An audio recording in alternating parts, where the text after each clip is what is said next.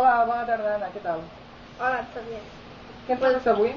Mira, avui parlaré sobre els grups que s'han separat en tot el temps. I, bueno, com per exemple ABBA. ABBA van guanyar Eurovision.